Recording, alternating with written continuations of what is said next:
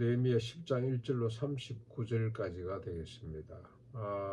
그 전에 느헤미야가 그동안의 역사 가운데 조상들의 죄악들 쭉 고백하죠. 그 결과로 인한 고통을 일일이 다 고백하고 난 뒤에 하나님의 무한하신 긍휼과 사랑 그리고 구원하심을 고백하게 됩니다.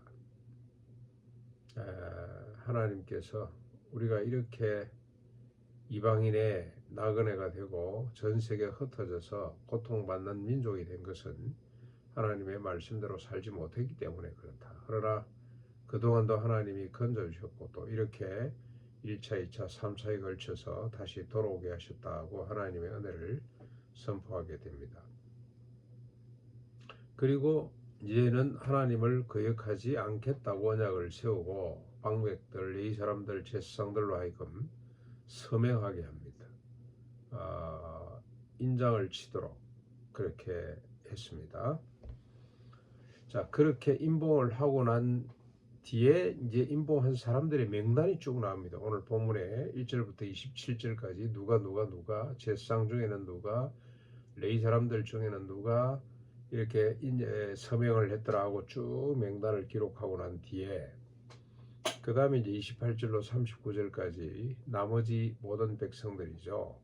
제사장들, 레위 사람들, 문지기들, 노래하는 자들, 르비딤 사람들, 이방 사람과 절개하고 하나님의 율법을 준행하는 모든 자들, 그들의 처자식과 지식과 총명이 있는 자들이 하나님 앞에서 맹세하도록 합니다. 그 맹세의 내용이 뭐냐, 이게 중요한데 이제 돌이키는 거죠. 그렇죠? 국가 차원에서 그동안에 1, 2, 3차 돌아왔던 사람들을 다시 규합하고 성백을 다시 재건하고 그리고 유월절, 무교절, 절기를 지키고 이제는 하나님 앞에서 에스라를 통해 율법을 듣고 읽고 그 다음에 해석해주고 이래서 율법 말씀 4경이가 끝나고 난 뒤에 그들이 하나님 앞에서 결단한 내용입니다. 뭐라고 결단을 하느냐?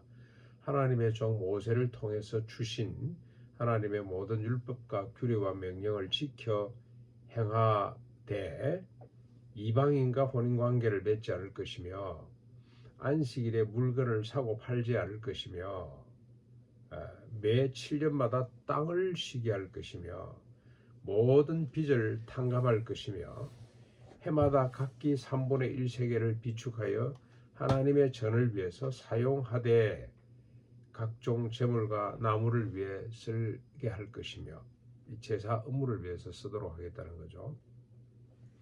해마다 토지 소산의 만물과 과목의 첫 열매를 여호와의 전에 드릴 것이며 마다들과 가축의 처음 난 것을 드릴 것이며 초태생이죠. 사람은 제물로 드릴 수 없기 때문에 계산해서 돈으로 드리겠죠. 그 다음에 토지 소산의 11조를 드릴 것이며 레위 사람들을 위해서 내겠다는 겁니다. 그리고 레위 사람들은 그 11조의 10분의 1을 하나님의 전 곳간 여러 방에 두었다가 각종 거제를 그 하나님의 전에 필요한 것들로 이렇게 충당하도록 하겠다는 겁니다.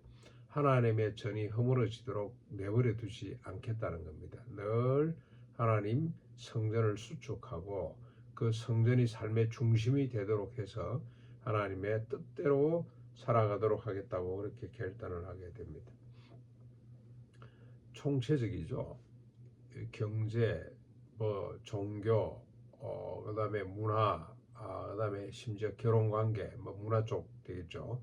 모든 영역에 하나님 중심으로 살겠다고 그렇게 결단을 하게 됩니다. 한 사람이죠. 한 사람 총독 느헤미야가 움직이고 그랬더니 먼저 왔던 율법학자 겸 제사장인 에스라가 움직이고 그들이 움직이기 시작하니까 나라 전체가 움직이죠. 온 백성들로 하여금 율법대로 살 것을 결단하게 합니다. 한 사람이 그만큼 중요하다는 걸 깨닫게 됩니다. 우리도 가난의 한 사람이 될 수 있기를 바라고 이 시대의 한 사람이 되었으면 참 좋겠다는 생각을 해보게 됩니다. 하나님의 나라를 위해서 일어서면 한 사람이 일어서서 돌면 세상에 따라서 돌게 돼 있구나. 한 사람이 중요하구나. 그래서 하나님은 소돔과 고모라를 유황불로 하나님의 불로 진멸할 때 의인 10사람을 찾았던 것 같아요. 각 고래 또는 각 영역에 한 사람씩만 있었으면 하나님께서 그렇게 하지 않았을 것이다. 한 사람이 있느냐 없느냐가 참 중요한 것 같습니다. 그런데 이 이후 역사는 어떻게 됩니까? 느헤미야가 이렇게 개혁을 하고 다시 회복을 했습니다. 근데 그 이후의 역사는 침묵이죠. 그래서 우리가 이걸 성경 침묵, 한 400여 년 동안 기록이 없어요. 그 천주교 가면 기록이 있습니다. 마카비 전후서 해가지고 이때 당시에 기록들이 몇 개 있기는 합니다만은 우리 성경에는 기록이 없습니다. 마카비 조금 전에 말씀드린 마카비가 활동한 게 한 180년대 BC 그때 마카비라고 하는 위대한 걸출한 이 민족주의자가 나타나서 활동을 합니다만은 마카비서를 읽어보면 인간 중심이에요. 마카비가 영웅이에요. 하나님이 잘 드러나지를 않고 마카비라고 하는 사람이 훨씬 더 드러납니다. 그래서 아마 정경에서 빠진 것 같아요. 그러니까 이 400여 년 동안 침묵 기간 동안 이 느헤미야 이후의 시대를 보면 뭐 그 뒤에 또 이런 선자들이 나타나서 잠깐 개혁이 되는 것 같습니다만은 결국 사람 중심으로 갑니다.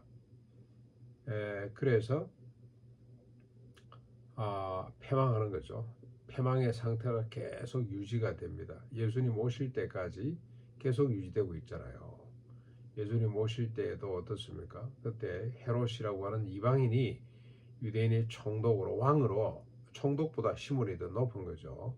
로마 정치권하고 특별한 관계이기 때문에 그 상태를 계속 유지를 했어요.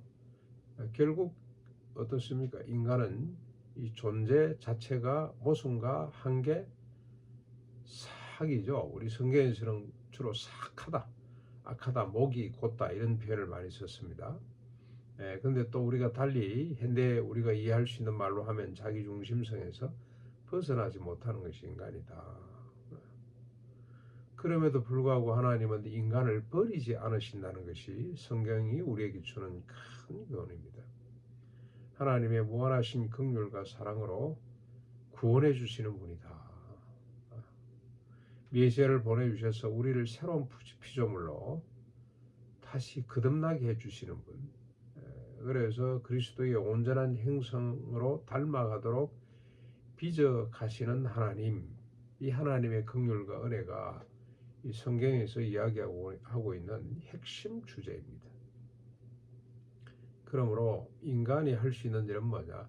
자신의 모순이죠. 한계, 자기중심성을 늘 인정하고 하나님 앞에 늘 겸손하게 무릎 꿇고 하나님의 지속적인 구원을 바라보는 하나님의 무한하신 긍휼과 사랑을 의지하는 이 자세가 우리에게 유일하게 필요한 것이다. 오늘도 하나님의 구원하심을 바라보는 하루가 될 수 있기를 바랍니다. 우리가 하나님을 바라보지 않으면 순간 내가 살아나서 내 중심적으로 사고하고 판단하고 행동하고 말하고 하는 걸 우리가 느끼게 됩니다. 오늘도 나는 죽고 내 안에 그리스도가 살았다 하는 이런 마음으로 온전히 하나님께 초점을 맞추고 예루살렘 그 가운데서도 성전이 중심이었던 것처럼 광야에서도 이스라엘 백성들의 그 행진과 그 다음에 또 거주가 딱 정해져 있죠. 맨 앞에 언약궤하고 성전 기물들이 가고 그 뒤에 백성들이 따랐고 정주할 때는 성막을 중심으로 동서남북으로 각 지파별로 이렇게 눈만 뜨면 성막을 바라볼 수 있도록 그렇게 정주해야 되는 것처럼 오늘도 우리가 순간순간 하나님을 바라보고 하나님의 도우심으로 오늘도 복되게 사는 인애와 공의를 쫓는 하루가 될 수 있기를 바랍니다. 그래서 우리가 할 수 있는 일은 전도하고 하나님을 찬양하는 일이 전부죠. 하나님을 자랑하고 사람들에게 또 하나님께 손을 들고 찬양하는 이런 하루가 될 수 있기를 바랍니다.